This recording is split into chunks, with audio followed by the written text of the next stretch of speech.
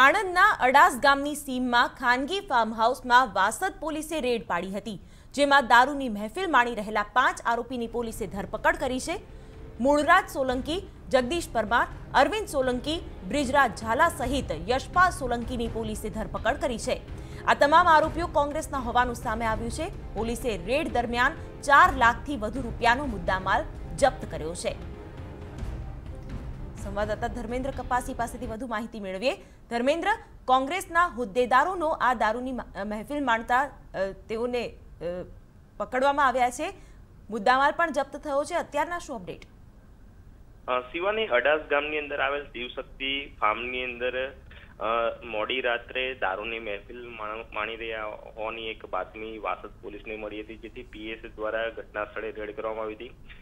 મહત્વની વાત એ છે કે જે સ્થળ પર રેડ કરવામાં આવી ત્યાંથી જે ફાર્મ હાઉસનો માલિક છે મૂળરાજસિંહ માધવસિંહ સોલંકી, કે જેઓ કોંગ્રેસનો કાર્યકર ઉપરાંત સેવાદળનો પણ કાર્યકર છે, અવારનવાર કોંગ્રેસના કાર્યક્રમોમાં પણ દેખાતો હોય છે, તેની પોલીસ દ્વારા ધરપકડ કરી છે। તેની સાથે સાથે અરવિંદ ગોરધનભાઈ સોલંકી, કે જેઓ આણંદ જિલ્લા પંચાયતના પૂર્વ ઉપપ્રમુખ છે, અને યશપાલ રણવીરસિંહ સોલંકી, કે જે હાલમાં તાલુકા કોંગ્રેસ આણંદનો પ્રમુખ હોવાનું સામે આવ્યું છે।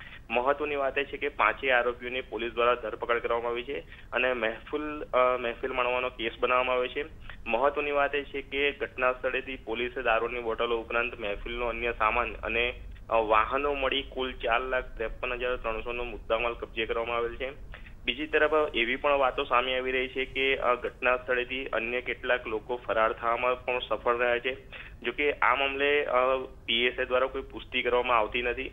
જોકે જ્યારે રૂબરૂ તેઓની સાથે મુલાકાત થશે ત્યારે આ બાબતે વિસ્તૃતમાં ચર્ચા કરી શકાશે, પરંતુ જે રીતે દારૂબંધી હોવા છતાં અને કોંગ્રેસ સતત દારૂનો વિરોધ કરી રહી છે અને ત્યારે જ કોંગ્રેસના જ કાર્યકરો આ રીતે દારૂ પીતા પકડાય તે ખૂબ શરમજનક ઘટના ગણી શકાય। બિલકુલ ધર્મેન્દ્ર, આભાર સમગ્ર માહિતી માટે।